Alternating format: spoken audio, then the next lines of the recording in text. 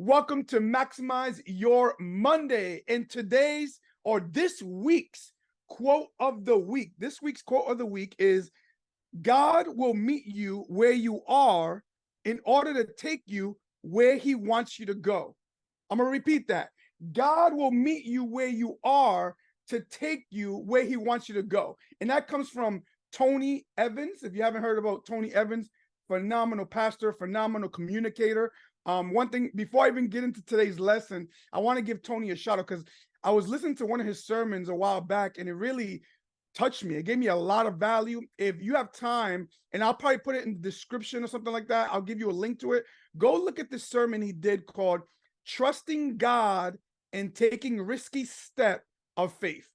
Trusting God and taking a risky step of faith. Tony Evans, phenomenal sermon.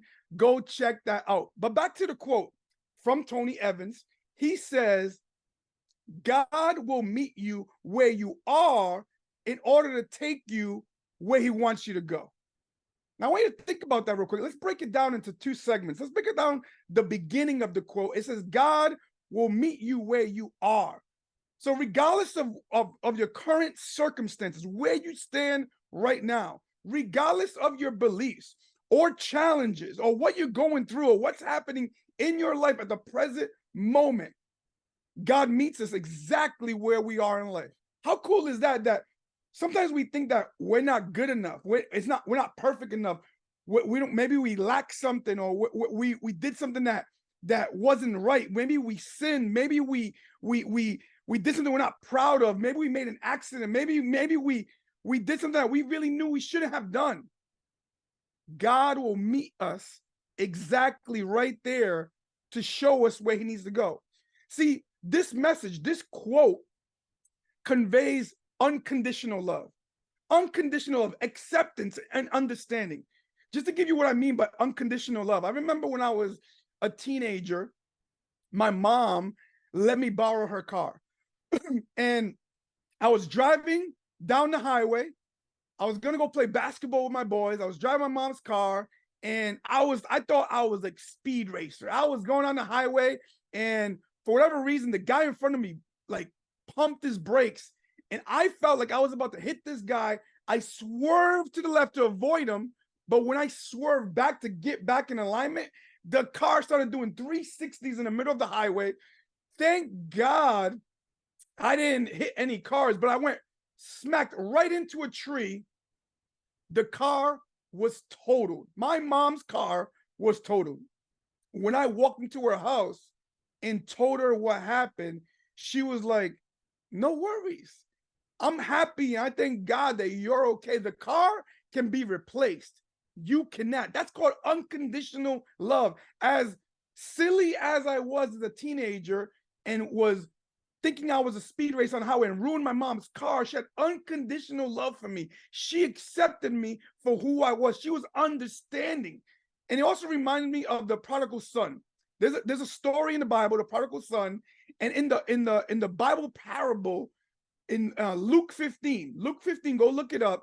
Jesus is telling a story about a young man who squanders his entire inheritance. I'm talking about he took his inheritance early. He took it. Not only did he, so imagine asking your parents, hey, I know you haven't died yet, but I know when you do die, I'm going to get some money. So can I get that money right now before you die so I can at least enjoy it now?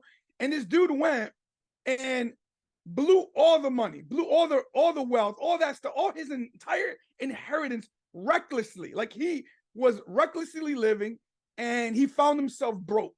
Like he was broke, and not just broke. He was broke mentally, emotionally, spiritually, and physically. Like he was broke, right? So he was broke in all aspects of the word. But despite his choices, despite his actions, despite what he did to lose that inheritance, and how he just basically recklessly threw it away. When he returns home, his father welcomes him with open arms. He's like, come, my son, showing him unconditional love and acceptance, throws him a party. You know, it's crazy. But what am I saying to you? No matter what your circumstances are, no matter what they are, God is here meeting you right there, meeting you in your circumstances. You know what the crazy thing about circumstances is? They reflect where you are standing, the circle in which you stand, circumstances. So they tell people where you are, but it doesn't tell people who you are. And even more importantly, it doesn't tell people who you are, but whose you are. Like, who's your God? Circumstances might not tell that, but what we got to learn what to do is don't let circumstances define you. Let them redefine you. I'm gonna repeat that. Don't let the circle in which you stand, your circumstances, define you. Let them redefine you. The beauty of the God I serve, the God I believe in, I don't know if you believe in the same God I do, but the one I believe in, he will meet you where you are. He will take your mess from the past, all that hurt, all that baggage, all that opinions and thoughts that people might say about you, or even what you did. Like, maybe you did do something bad in the past. He will take that mess from your past, take the mess, turn it into a message of hope, turn it into a message of future. And the cool thing is, he will do that in order to take you where he wants you to go. So going back to the quote, God will meet you where you are. And then the second part of the quote is, in order to take you where he wants you to go. Where he wants you to go. The purpose of meeting individuals where they are, like when you meet someone where they are, when you have an unconditional love, when you have understanding, when you accept people for who they are, it is to guide them towards a greater purpose. You have the power to guide someone to the greater purpose when you yourself accept people for who they are. When you give out unconditional love, not only do you help people find their greater purpose, but you get them to get to a greater destination. We got to help one another out. At the end of the day, God has a plan for each and every one of us. Every one of us, he has a plan for our lives and is actively working to lead us towards that purpose, towards the purpose that he designed for us. It reminds me of the great Harriet Tubman. I don't know if you guys know who Harriet Tubman is. She's known as the conductor, right? The conductor of the Underground Railroad. If you know anything about the slave time and stuff like that, she was the person that was leading enslaved people to freedom. Like she helped so many people get to freedom. I remember she once said, I freed 1,000 slaves. I could have freed 1,000 more if only they knew they were slaves. But the reason I bring her up is Harriet Tubman often used to speak about receiving visions and dreams from God that guided her actions and kept her safe during their journeys back and forth. Because if you know anything about Harriet Tubman and the Underground Railroad, it wasn't like an actual railroad. It was a journey, a path that she figured out, that she knew how to maneuver through the woods, right? And there was people out there hunting for slaves. Like, they were looking for people that were running to hunt them down. And she figured out a path. And listen to what she said. She said she had visions and dreams from God that guided her. Similar to the quote, it's saying that no matter where you are, if you're in bondage, if you're in slavery, or if you're going through a tough time, God is there to guide you to where he wants you to be. How amazing is that? You got to trust the journey. It's important to not just trust the journey. You have to have faith. You have to have faith in his divine plan. There's a bigger plan for us, right? And I want you to know that when you grab that faith and you cultivate trust and you yield to his guidance, key word, yield to his guidance, even in times of uncertainty, even in times of you're saying to yourself, this can't be life. Oh my God, why is this happening to me? When you cultivate trust and when you have trust in that moment and you yield to God's guidance, that's where the magic happens. See, the way I see is I yield my life to God. I yield my life to him. He in return, because I make him the king of my life, he guides me and gives me an assignment through my thoughts, through my dreams, through my visions, I take that assignment and I use my God-given genius. He put a gift in me. He put a gift in you. Everyone has a unique God-given genius, a piece of him within you. I use that God-given genius to complete that assignment. So once again, I yield my life to God. He guides me and gives me an assignment through my thoughts, dreams, and visions.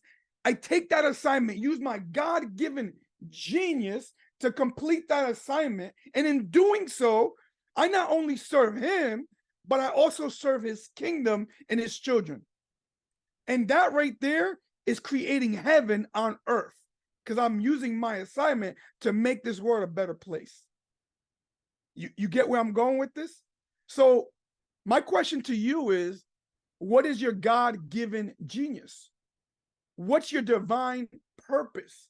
Some of you guys are like, Max, I don't know. So a couple things that you can use to maybe find that God-given genius or your purpose is reflect on your passions and talents. What do you do with ease? What are some things that you yourself, you're like, you know what? To you, it might look like it's easy, but to others, like, yo, you're always getting complimented on what you do. What is that one thing you always get complimented on? That might be your God-given genius. Also, listen to that inner voice, AKA, I don't know if you know your mentor, you know, the Holy Spirit. We all have that inner voice that tells us we know what's right and what's wrong. We know when something feels right. Like, you know what? I got this. When you got that Godfidence, right? Between God and confidence. Also, seek spiritual guidance. Who do you know that has a sound mind, sharp, ambitious, motivated, successful, but also is in the word of God? That person can probably help you find your God-given genius. And then pay attention to the signs. We all have these signs that we may see things a different way, but also signs of what happens to us. God, he's very, what's the word I want to use? He's very specific on how he plays things out. He does things on purpose. He's a purposeful God, right? Also seek clarity through service. One of my favorite quotes, service to many leads to greatness. Where can you volunteer? Where can you serve? Where can you help? Because a lot of times clarity comes through service. When you're serving someone, when you're helping someone, you get more clear on what your purpose is, what your intention is, where you stand in life. Excuse me. Also, I encourage you, if you're really looking for your God-given genius, this might be a tough one for some of you. Embrace challenges. Embrace challenges, because many times challenges are lessons. Maybe you heard a video I did a while back. If you want to go back and watch it, and I talked about how, you know, I never lose. I either win or I learn. So when it comes to challenges, I don't see challenges as an obstacle. I see challenges as an opportunity for growth. How can I become better and tackle this challenge? And a couple other ones to find your God-given genius is set intentions. You want to set intentions and actionable driven goals. I'm talking about not just goals of where you want to be, but action goals, habits. What can you do daily that creates a result? See the difference there? Rather than saying, I want this, how about you say, my goal is to do this so I can have that, actionable goals. And last but not least, one of the ways that I found that's probably one of the easiest ways to find your God-given genius is to stay open-minded and flexible. The mind works best like a parachute when it's open, right? You don't want a parachute that doesn't open. And the cool thing about when you do find that God-given genius and you really accept it for what it is, because sometimes we see our genius as common because we ourselves are already do it with ease. And because we do it with ease, we don't think it's really God-given. We're like, oh, I just do that.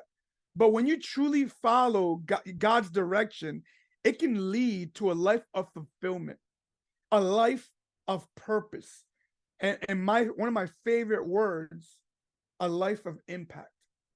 Like I said earlier, when I myself yielded my life to God, and I used my God-given genius to serve his kingdom and his children, I understand the assignment, because my goal is to make heaven on earth, to make this world a better place. My goal is to impact this world. And imagine you could impact this world with your direction that God has given you, the assignment that God has given you. See, through faith and obedience, you can make a significant difference in this world. And you can leave a lasting legacy, not just any kind of legacy, ladies and gentlemen. I'm talking about a legacy of love. Remember I said earlier, unconditional love, a legacy of compassion, being passionate and caring about people, a legacy of inspiration. You know how beautiful it is when you find your God-given genius and you put it out there to the world. You use your assignment to better this world, and someone else sees that and gets inspired, not motivated, inspired. Like something inside of them burns up and they're like, man, that's amazing that they did that for the world, to make the world a better place. And they get inspired. And guess what? They go after their God-given genius. That right there, that gets me excited. Which brings me to, excuse me, the declaration of the week. The declaration of the week is, I am significant and contribute to the advancement of humankind. I am significant and contribute to the advancement of humankind. Significance. It's known as one of the human needs. There's 6 human needs. You can go look them up, but one of them is significance. And what does that mean? It's to feel unique. It's to feel important, to feel special, needed, like you matter. I want to leave you with exactly that declaration one more time, but I want to leave you with a message. Here's the declaration one more time. I am significant and contribute to the advancement of humankind. I want to encourage each and every person listening to my voice right now to recognize your own value, recognize your God-given genius, and recognize the potential you have to make a positive impact on this world. Remember what the quote said. God will meet you where you are. Where you are. Doesn't matter where you are. Doesn't matter if you're feeling guilty right now. Doesn't matter if you're in the lowest of lows. It doesn't matter if you're at a high or low. Wherever you are, he will meet you there in order to take you where he wants you to go. How beautiful is that? I remember Jesus said, I'll leave you with this quote, I'm done. Jesus said, with man, this is impossible. But with God, all things are possible. Remember that as you go about your day and you're thinking about, can God really meet me right here? I want you to know, yes, he can. He can meet you anywhere. He's God. And you know what? The crazy part is, this is even the crazy part. Not only will he meet you anywhere, he can take you places that you have yet to dream of. He can utilize you in ways you have no idea. See, one of my prayers I say every morning when I wake up in the morning and when I go to sleep, and I say, God, make a show of how much you love me. Display your awesome power through me. Let me not only see your goodness, but use me to show other people how great you are. Ladies and gentlemen, if you got some value out of today, hit the like, hit the share, subscribe, all that good stuff. I want to thank you so much for your time. Once again, we took the quotes and the declarations of today from the Maximo Your Life Planner. If you're watching this video, the recording, you might see a link somewhere. Click on it if you want to get the planner. At the end of the day, I just value your time. I thank you for watching this video into the end and hope you have a phenomenally blessed day. Let's go impact this world with our God-given genius, and let's go live life to the max. Take care. God bless, and I'll see you guys soon. Peace out.